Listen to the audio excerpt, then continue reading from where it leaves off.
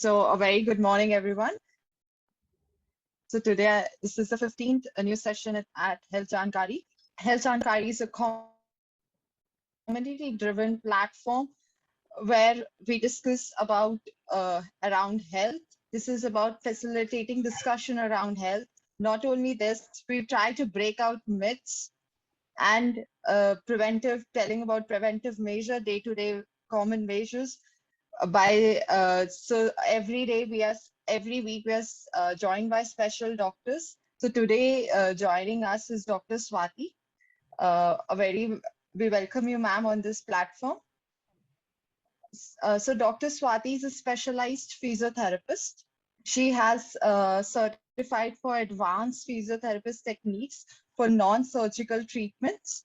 Moreover, she's alumni of IIM Bangalore and is currently working on her startup, Physiopop. So thank you, ma'am, for joining us.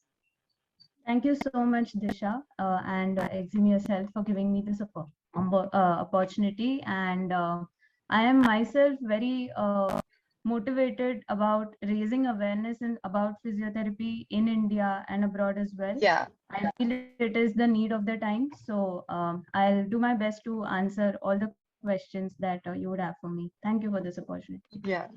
Even we are so elated to have you, ma'am. So today's session is about discussing some journal aspect of physiotherapy, which includes we'll be taking topics like posture correction and spine alignment, active lifestyle habits, joint problems, and some special tips from you, ma'am. So I'll be starting up with posture. Posture is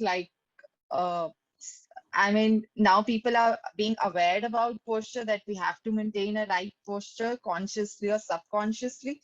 But still there are, especially I've seen in people in 20s, they're not, life is getting so fast that they're not care about that posture, especially since we all are sitting at home. So what is the correct posture, especially when you're in front of your computer or working from home?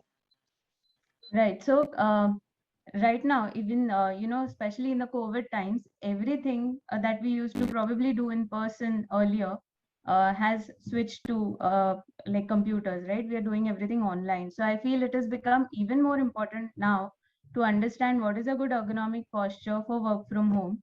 And that's the reason why I will start the session by probably demonstrating what exactly should be the right posture. So I'll be placing this computer on the side so that we'll all be able to see how to sit properly. Um, so right now I'm actually in a hotel. I don't have the best ergonomic chair that I usually use at my home, but anyway, I'll still go ahead and show. The first and foremost rule is to make sure that you're sitting at the end of the chair, not halfway. So you have to take your hips all the way back so that your back can entirely rest on the backrest. And the sort of the golden rule in ergonomics is to first fit yourselves properly in your chair and then adjust everything around the rest of the space and furniture for your body. So your furniture is for you. You are not for the furniture, right? So that's the reason you should make sure that everything around fits well to your body proportions, right? So first rule is that sit at the extreme end. Second rule, make sure that the back is rested against the backrest. Third, your feet should be parallel. If the seat is too low and if you're a tall person, then you'd have to increase the seat height so that your thighs come parallel to the floor. All right. Then the fourth rule is your knees should stay straight. If you are again a tall person, you might have to raise the height to a little higher. If you're a short person, you'll have to add a footrest under your feet. Otherwise, they'll keep dangling. And dangling feet usually give you heel pain, ankle pain in the long run, since we sit at the computer for extended hours. So once you sit there, then make sure that you are close to the table. In an ergonomic chair, you'll have a handrest here, and half of your forearm will be rested on the handrest, and the rest will be on your table. And if at all you're working like me, where the handrest is not available, the best way is to actually push yourself into the table as much as you can so that your arm can rest on the table. If the arm doesn't rest, then the entire pressure from the neck actually goes into your arm, and then you start feeling all that tingling, numbness, etc. in your fingers. So that's how you sit ergonomically, right? The distance from your monitor. Now, say for example, if I have my monitor here, it should be about an arm's length or 30 inches away from you. So that's where you'll have your monitor. If you're using a laptop, make sure that you're keeping it enough away. Again, the height matters, because if the person is tall, then you might have to hunch down over the laptop screen, which again adds pressure on your neck and everything. In that case, I would prefer you to actually use a separate screen, right? Not on the laptop. So for example, I don't want to hunch over like that. This is a better posture, right? Then the screen is a little about 10 degrees below your eye level. So if this is my eye level, I should be starting to look at the screen a little below than that. And that's where my focus should be. That's how I should look at the screen. Other than that, yeah, what happens usually, now I'll go to what are the wrong postures that people typically take in spite of ensuring all these things. Exactly.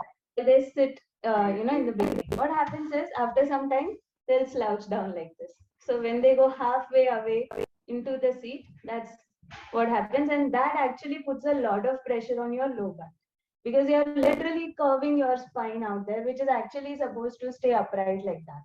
So avoid that. Secondly, when you get too busy, probably for the creative digital artists and all, when you're doing fine work, you tend to, hunch down on your neck. You tend to look very keenly onto your iPads or anything, and that's where you bend from the neck too much.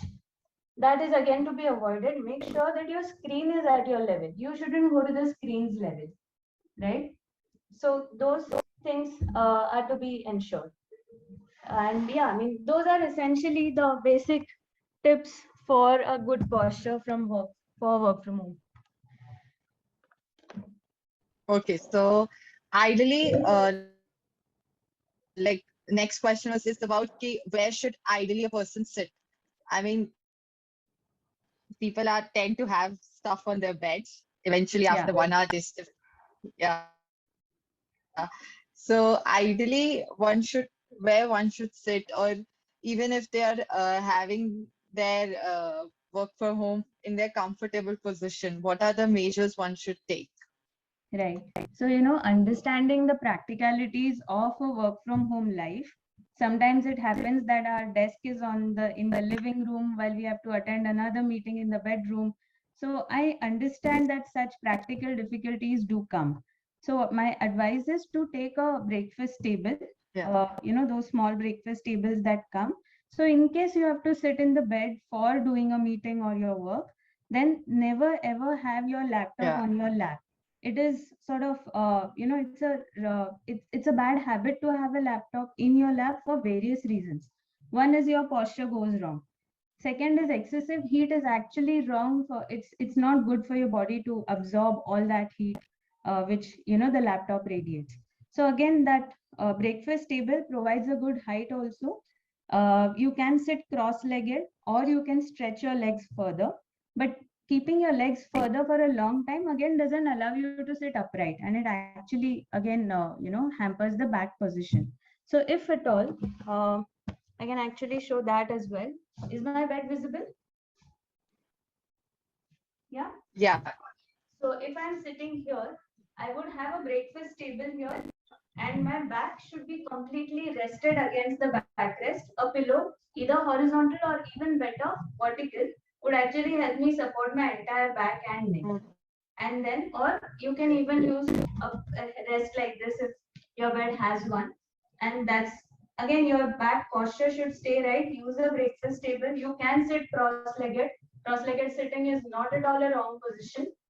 And then keep your laptop at this height. So again, you're not bending in the neck either, right?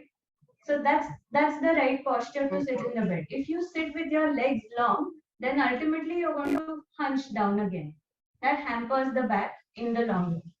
So those are the alternative postures if a table is not available. Okay. So, But what ideal, are the what are the yes? sorry, I was just Sorry, adding that ma'am. the ideal is a table chair posture. Those are the alternative ones. Okay. So, what are the health conditions that a person can have if because of a bad posture? Right. So, two common health conditions that occur. One is the back pain and sciatica that we call. So, sciatica is typically pressure that gets exerted on your lumbar or the lower back nerves. So, when we sit in a wrong posture, what happens is your spine has those soft disc-like structures in between two vertebrae.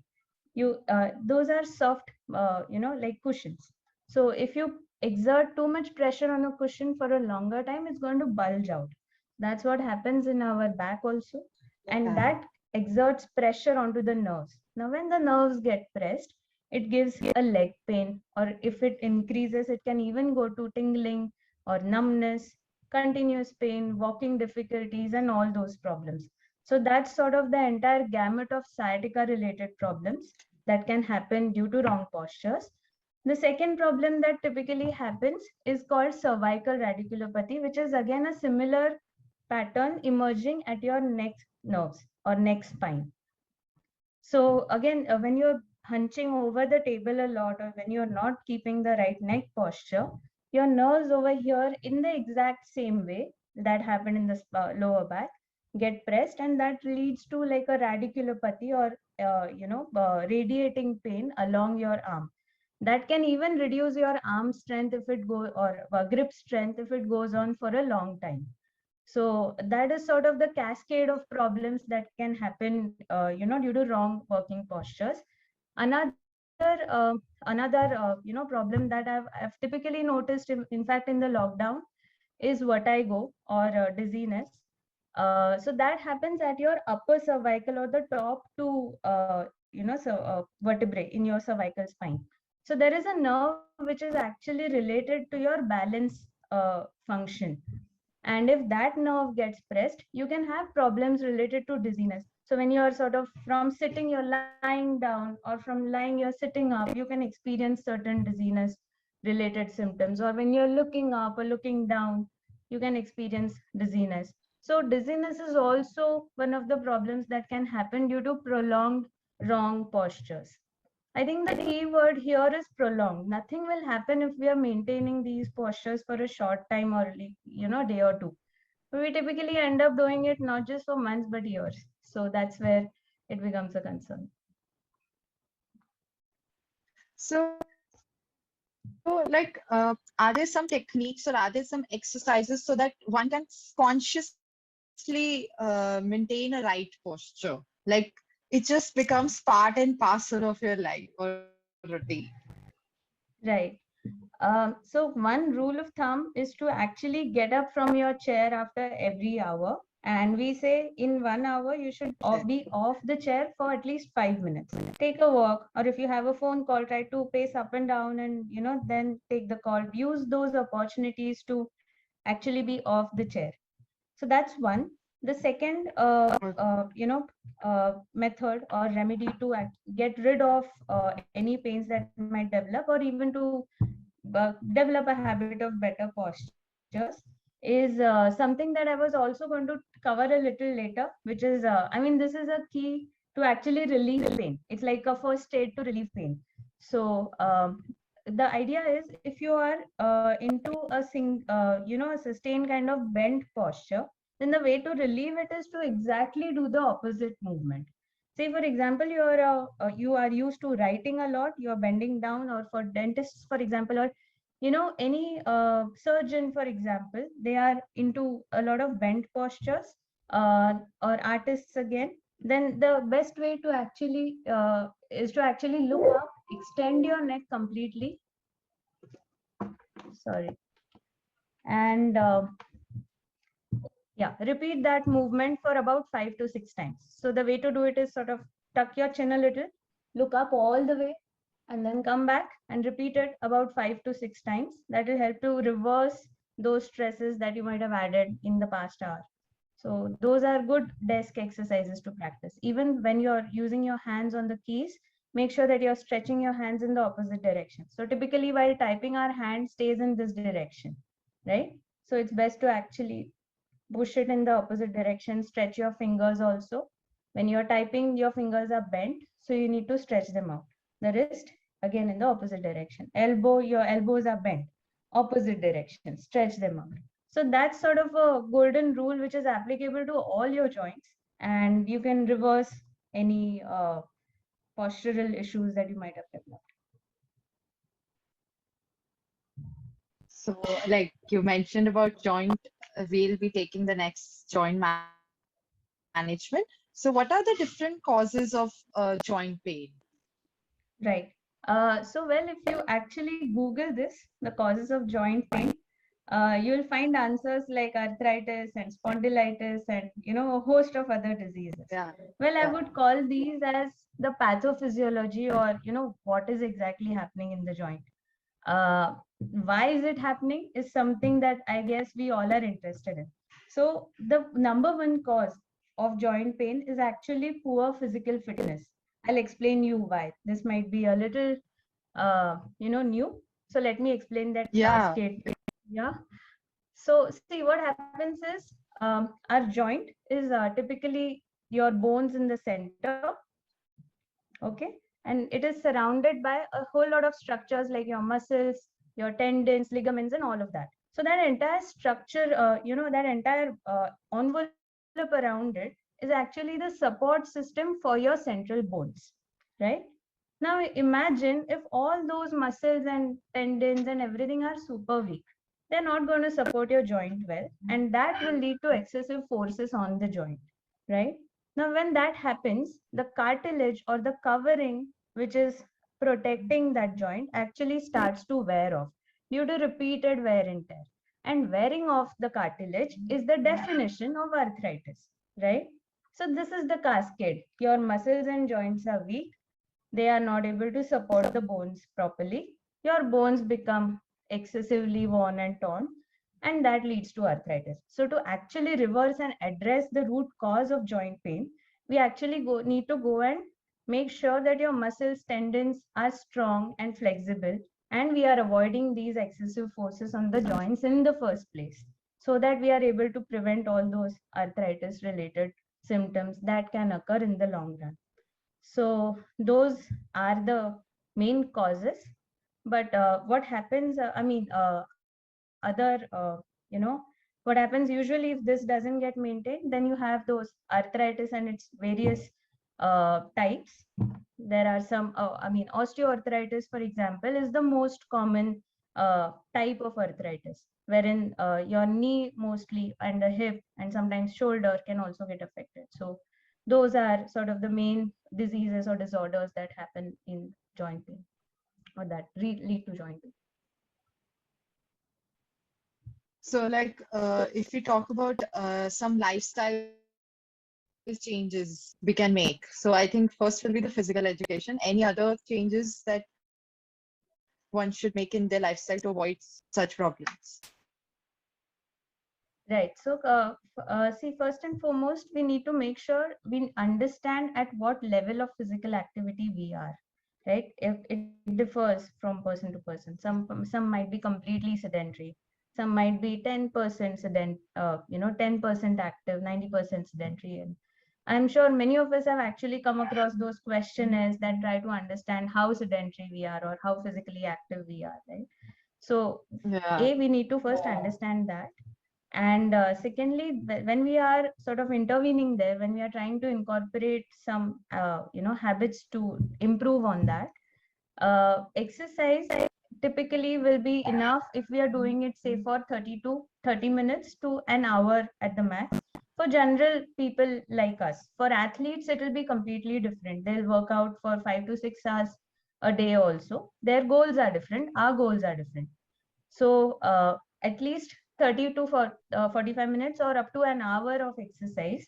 Secondly, as much as exercise is important, equally is your physical activity throughout the day that matters.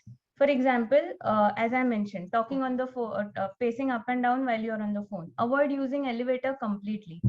Like I stay on the fourth floor, I never take the elevator. I climb up, and that has actually helped me improve my endurance. So that I mean, it may not feel great on the first day, but eventually we develop that, right? Then these days we have stopped actually walking to our surrounding areas, and we usually pick up a bike or car, and we have actually stopped the habit of walking around for fetching errands or anything. So that's a good habit to again build. It's okay to not take the car everywhere. That's important. They are very simple habits that we need to get back. And wearing a pedometer, in my opinion, helps because it helps you to keep a track of your basic activity throughout the day, which is the number of steps. Now, how many number of steps? There was a popular marketed recommendation of 10,000 steps, but it was not actually validated through medical studies. There have been medical studies that said 5,000 steps are also sufficient. So up to 5,000, I mean, something between 5,000 to 10,000 is a good mark to achieve on a daily basis. So I think wearing a pedometer helps us to track that very well. Okay, so generally, joint pain is associated with old age, right? So is it the problem is it an age-related problem or anybody can have it? And is it just a age-related problem or is it anyone can have it? Well, it's actually, see, any problem, any physical ailment, because the body naturally degenerates as we age, any medical problem has a higher risk to be developed, right? Say for example, let's take Yeah. case of infections also. Probably, younger audience who are more physically active, fit, they are less and generally have a better immunity, will be less prone to develop infections, and older people who probably have poor cardiovascular endurance are more prone. Yeah. Same is the case with our joints as well, right? So every part of your body is more prone to develop anything at an older age, but the lifestyle are various other factors like obesity, for example, plays a big role on whether we are and stress also on a day-to-day basis, mental health, all these things do make us more prone now. Even people, students in their 20s are prone to developing back and neck pain, headache, and migraines, and all those host of problems along with joint pain because of the lifestyle that we live. So while yes, physically, old age makes us more prone, they are equally commonly encountered clinically on in younger audience also, 20s, 30s. Okay. So I've seen in my at my place that women in my place are more prone to, they are more suffering from joint pain rather than men in my family. So what is this? Is it a myth that women are more prone to joint pain, or what are the different causes of that women are more prone to joint pains? Right. So, see, there are certain anatomical hormonal causes to it. Like, for example, anatomically, women have a wider pelvis, and that's what sort of in a biomechanical fashion, it exerts more pressure inwards onto their knees, and that's the reason they become more prone to knee injuries. Okay. A same fall or an accident may not, the same intensity may not injure a man as much as a woman might get injured, in terms of its severity. So yes, anatomically, some joints like knee and ankle are, more prone to be affecting women. Then, if we speak about the hormonal makeup, because of our hormonal structures, women are more flexible than men. Now, what happens is, say for example, in our lumbar spine, if the flexibility is too much, and if there is not enough strength to actually balance it off, then that again puts them at a higher risk to develop back problems. So typically, you will find many women have back and knee as their major problems. Then the other issues might surface. But majority of them will have back and neck as their Yeah. problem areas. Back and knee, I'm sorry. Okay. So I mean, I was going through this topic. I found so many home remedies and so many Google ads about Ayurvedic and homeopathic treatments. What's your take on that? I mean, are they actually effective, or I mean, one should take it or not? See, there are two, aspects when it comes to joint pain. One is the inflammation part of it. One is the biomechanics or the physical part of it. Now, typically, the inflammation part affects the pain, meaning if the inflammation inside the joint is too much, you will have too much pain, right? So, when the pain is very high, you will Okay. need medications, be it in the form of allopathic, homeopathic, or Ayurvedic. I personally do not distinguish between different pathies. I feel the sciences are different, and each practitioner is more, knowledgeable to give an opinion on whether that works or not. So I don't have a generalized opinion on any particular pathy, right? Each of them have worked in those particular sets of patients, and there is also a factor of belief of every patient that matters. If you believe that some treatment will help you Yeah. out, it will help you out. So we can't discard these facts also. And while these factors help, or these medications help you to address the inflammation part, reduce it down to a manageable level where you can then work on the physical and the biomechanical part of it, that's when it sort of plays a major role. But if we talk of, say, postural pain, or pain at a milder level, uh, or these treatments won't help, because what they will essentially do is mask the pain. And pain is in fact an indicator that something is wrong in the body. So it is not the best idea to actually mask it, Oh, even if it is at a milder level. It's important to investigate why did the pain come in the first place, what things are going wrong, and then fix the root cause, and the pain will automatically go off. So my advice is to take the use of uh, these pathies when the pain is at not a bearable level. It's at a higher level. That's when you need these other interventions also.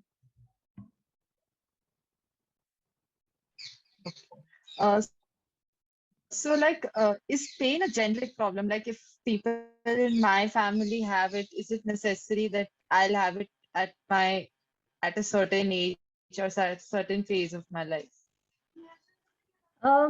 Well, hereditary, there are certain research studies that have actually studied the hereditary patterns of knee pain, and they have found that Yeah. families do inherit knee pain. Not, I mean, other pains like shoulder pain or back pain haven't found any such patterns. Not that they're not a strong evidence, but in knee pain we have been able to find that hereditary component very strongly. So yeah, it does have a hereditary pattern. But more importantly, like for example, eating habits, activity habits, these are also, although they might not translate in your genetic makeup, they become your environmental setup, and that's the reason uh, that component, although not directly hereditary, but it plays a very strong role. If you are from a family that is very active on their own, they go on treks, and they go on marathons, or they are gymming regularly, then you are also more likely to follow that kind of. Follow that.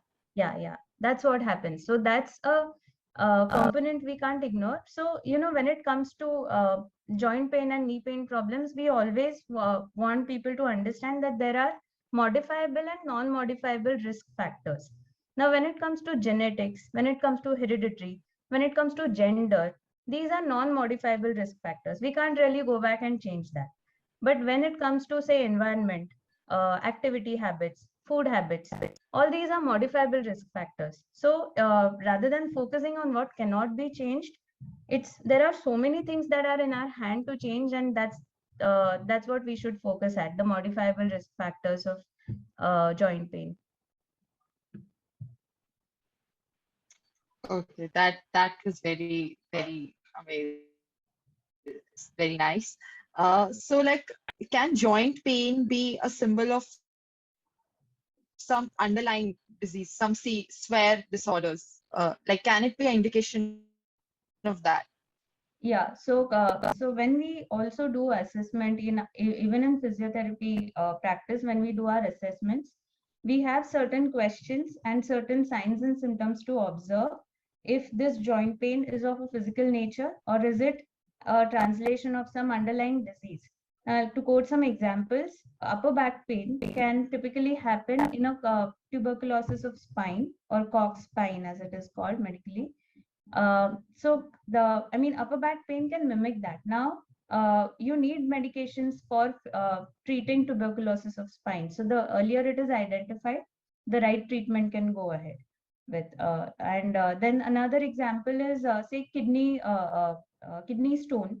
Now, in kidney stone, you'll have excruciating back pain in the lower or mid lower back. The person is just not able to move from his or her position. It's that bad. And although it might seem like a back pain, it's actually kidney stone pain. So again, there are some ways to identify if this is a physical, if this is a spine originating pain or an internal organ originating pain. Sometimes even spinal cancers can give radiating pain, or it can mimic back pain that way. So yeah, there are other causes. Sometimes pleural pain or lung related pain can happen in the sides of your thoracic or the mid spine, or sometimes at the back also.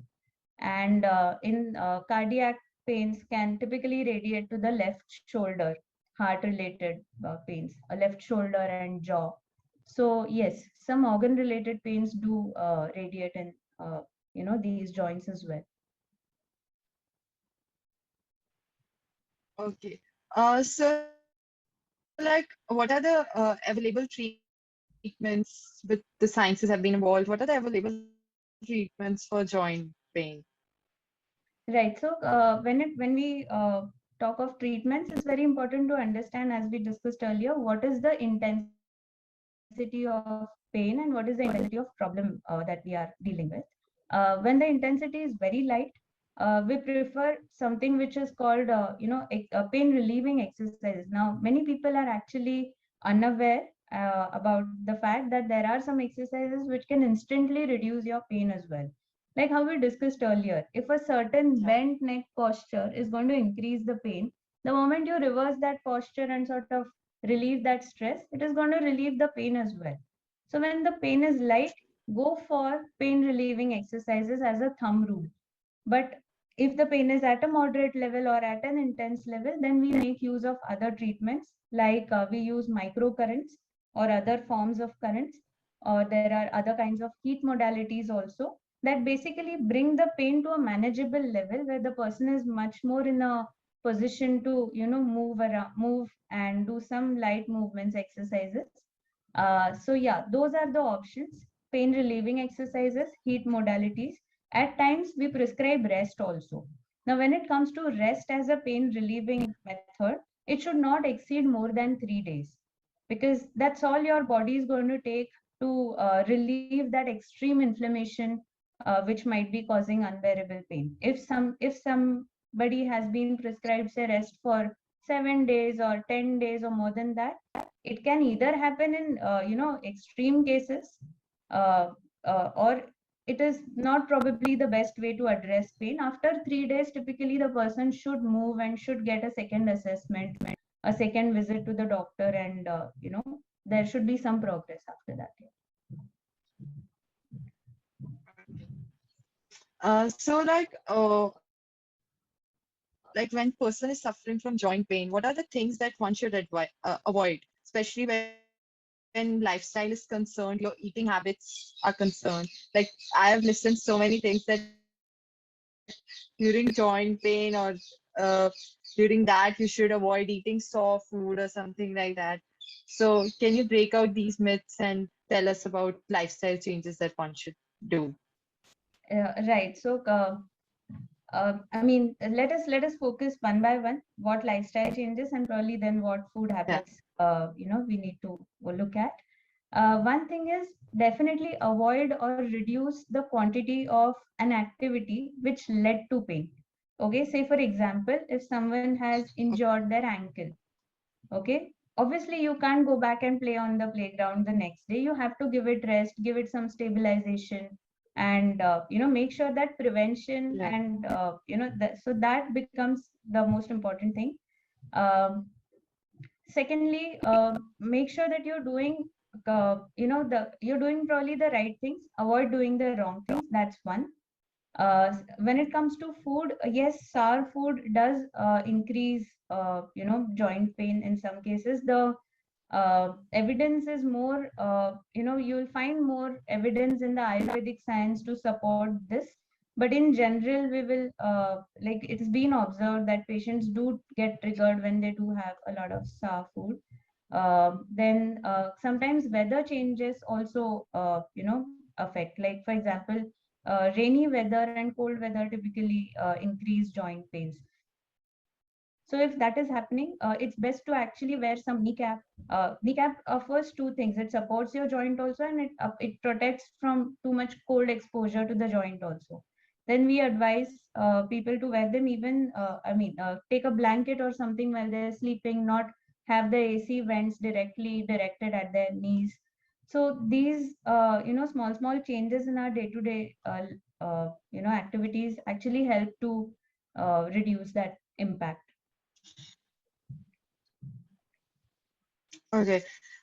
So we have one specific question from the audience that can you share if there are linkage between gastrointestinal problems and back pain?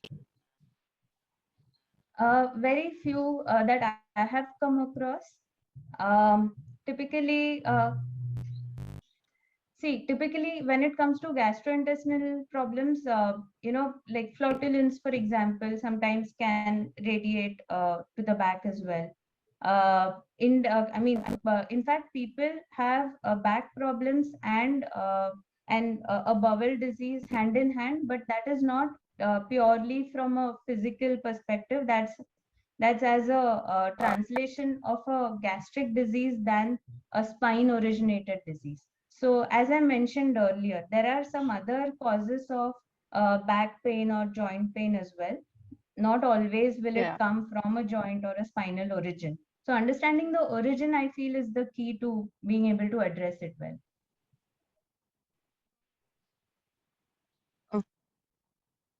Okay. So like if you can explain about steps for back pain due to number 4, 5 dislocation for senior citizen. Okay. As we discussed earlier, for senior citizen, as age advances, your natural degeneration process of the body happens at a much faster rate.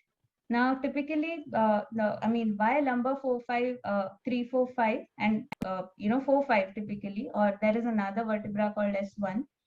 Why it happens typically at that level is because there is a sharp angle in your spine at that level, and also the mobility of that level is much more than the rest of the spine. And so that's why, when we are bending each time throughout our life, we are actually bending at that lumbar 4, 5, and L5, S1 much more than we are actually moving from the rest of the spine. So that's why the likelihood of that disc bulging or the disc tearing and some pressure being exerted on the nerves is much higher there. If we have to again talk of the remedies for it, first make sure that you're getting assessed properly in a physiotherapy center, because doing exercises all by yourself can it can go completely wrong sometimes.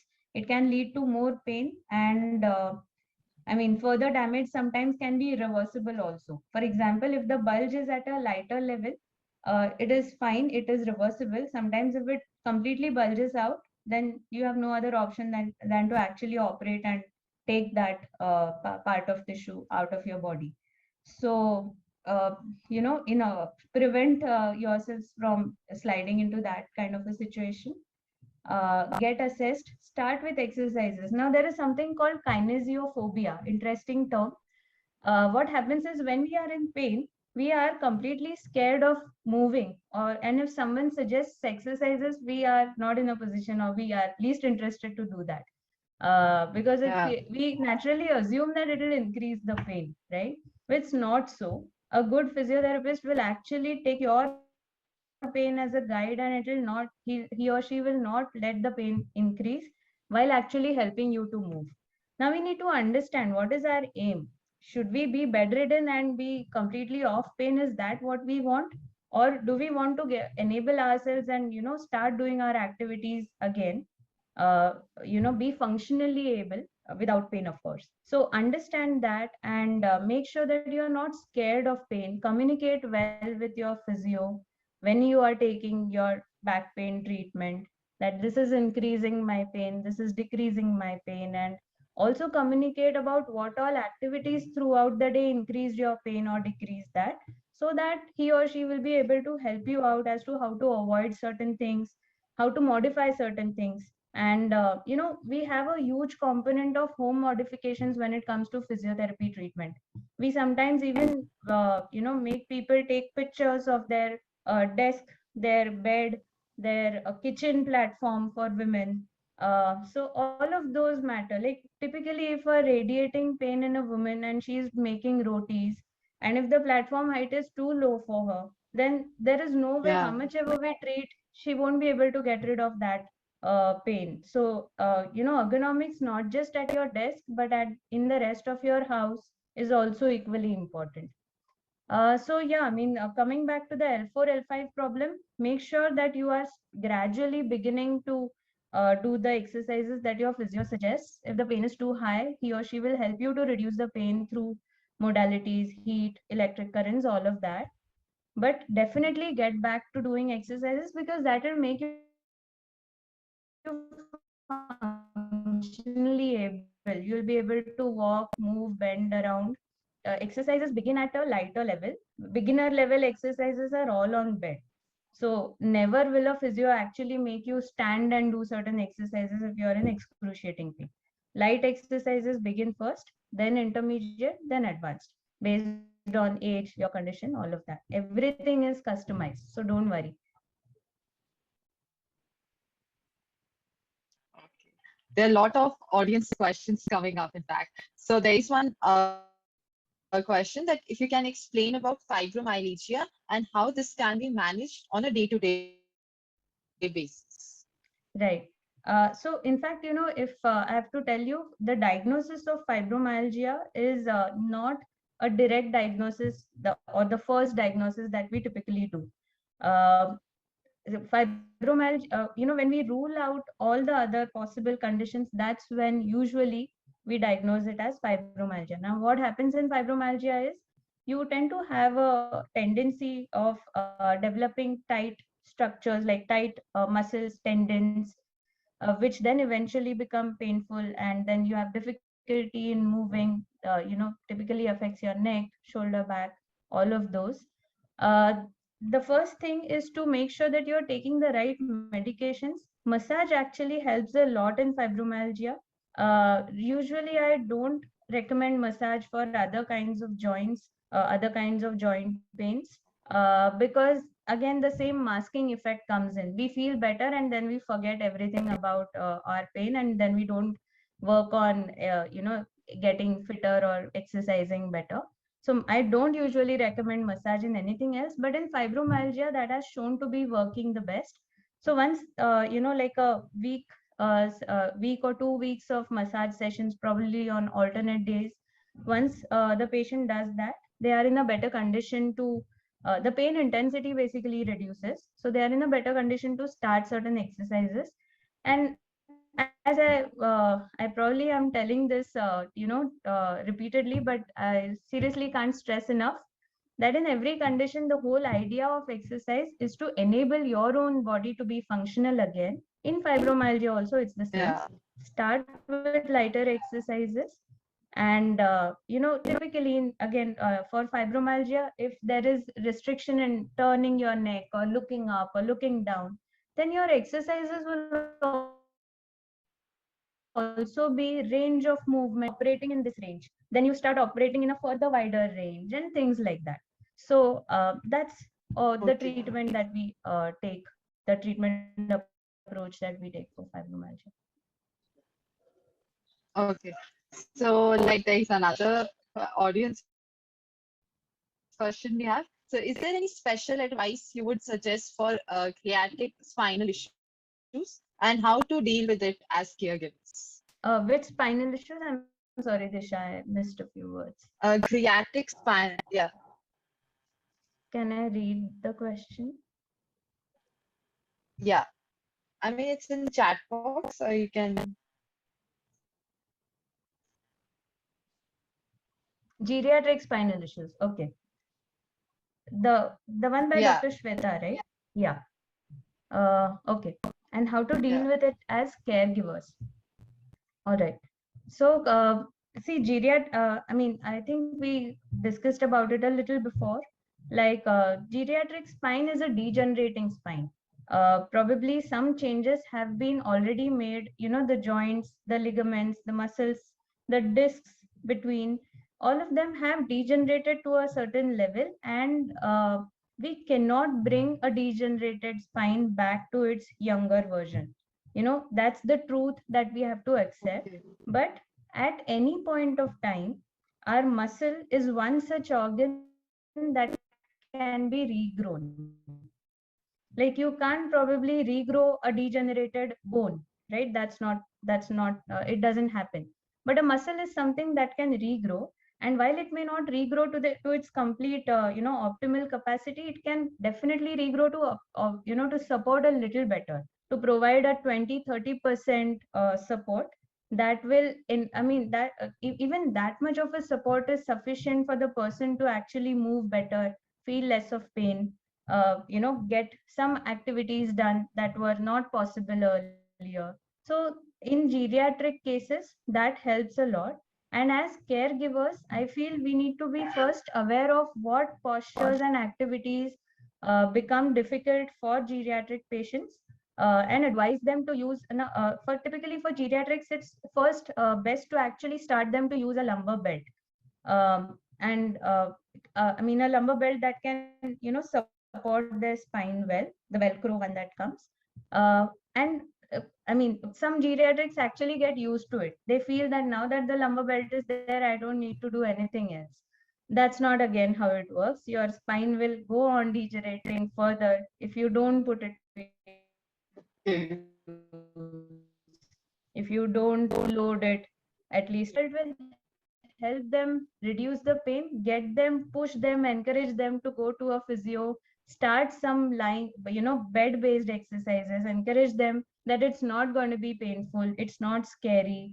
You can tell whatever you feel to the physio, but get them started on some exercises, and they'll definitely improve on that. So as caregivers, as medical professionals, we need to be aware of these things. Yeah, and we need to then intervene and probably refer to our friends or the right kind of people who can take it ahead from there. Okay. So, like, there's so many spinal problems. One question that I have personally is that, what are the early symptoms that, individually one can know that my spine is not in a proper alignment, so that we can seek Okay. a early help? Okay. So the first symptom that will happen even before pain starts is stiffness. So usually what happens is, say for example, for us, if we are working on computers, and then when we are out of our, posture, out of our chair, we will feel that, somewhere यहाँ पे काफी stiff लग रहा है, move करने में थोड़ा difficulty हो रहा है, and things like Yeah, that. yeah. So stiffness is the first sign that you'll encounter, and that's sort of an indicator that whatever you were doing was probably not in the best ergonomic posture, ergonomic way. And it's sort of a build up. First, it'll mild forces, mild wrong positions lead to stiffness. Then comes pain. Then comes sort of an excruciating level of pain. So even in the early pain zones, or stages, it is reversible. When it is at an extreme stage, it's very difficult to reverse it, and that's where surgeries or yeah, I mean, all those interventional approaches become the only option left. So we need to be aware of you Okay. know what is our body trying to tell us. Yeah. So now coming to the final subtopic that we have is like active lifestyle habits. And since these COVID times and the lifestyles have changed, so what are the some practices or what are some physical exercises that you would like to address to all our audience? Right. So, I mean, when COVID started, even those of us who were probably gymming or who were running with our favorite group of running friends, all of that got stopped, right? And Yeah. I mean, personally, I also felt that pinch, and it was very difficult to get that physical activity ka dose on a daily basis. So, but what actually quickly gained traction in the times of COVID also is these online classes of be it Zumba or yoga or power yoga, so many other options that were there around. So, I mean, see, what happens is probably a person who's just new into exercising, they might require a further more supervision uh, into whether they are doing it right or not, whether, some corrections need to be made.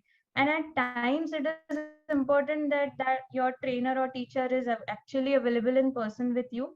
But in 90% of the cases, I've seen that, if the batch size is, say, somewhere around 10 or so, it's possible for the trainer to observe each of the True. participants and guide them accordingly. Yeah. So first thing that we can do even in these online times is to enroll ourselves into a class, because I feel that builds up the discipline. And if we are passionate enough to follow it on our own, there are n number of options. There are YouTube videos.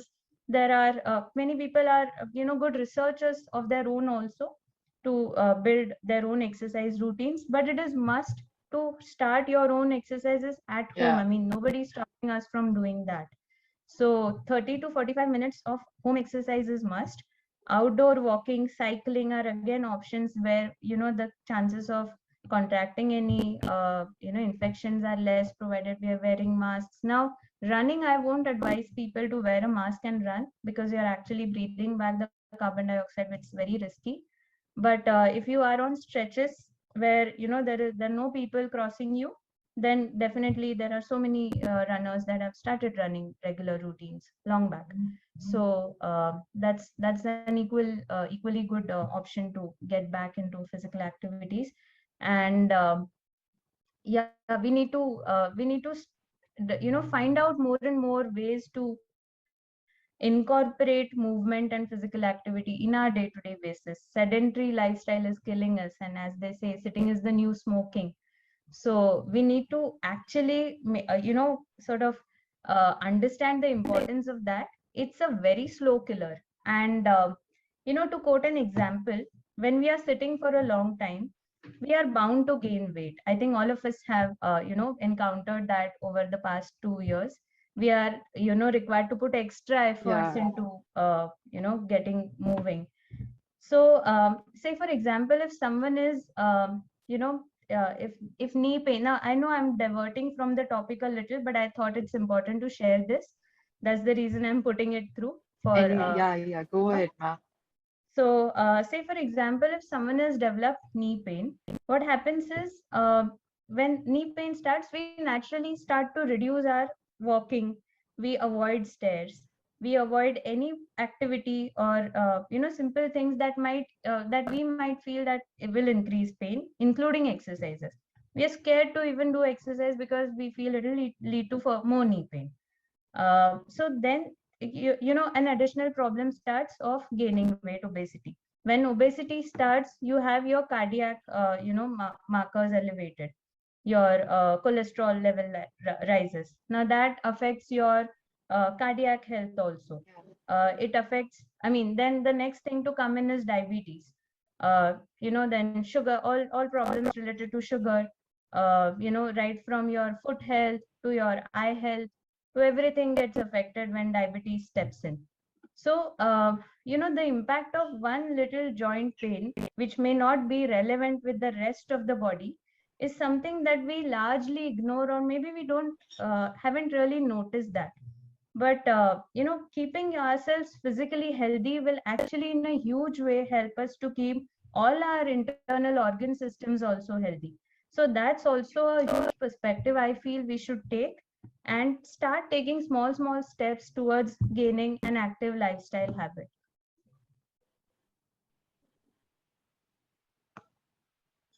Okay. We are short of time, and so I have to end this session. It was thank you, doctor, for joining us. It was amazing session. Thank you, audience, for such an interactive session. And so we have our social media pages, and where we are trying to spread information, breaking myths, and awareness about health problems. All these sessions and the previous sessions are being uploaded on our YouTube channel. Please go and check it, spread to your friends, uh, and hopefully you'll join us on next Sunday on Health Jaankari Newsroom session. Thank you, everyone. Thanks a lot, Thank you, doctor. Disha. This was a great session. I really loved Yeah, interacting with all of you, and thank you for even your questions even also. I had a lot of uh, thanks to you, doctor. Have a good day. Bye bye. Same to you.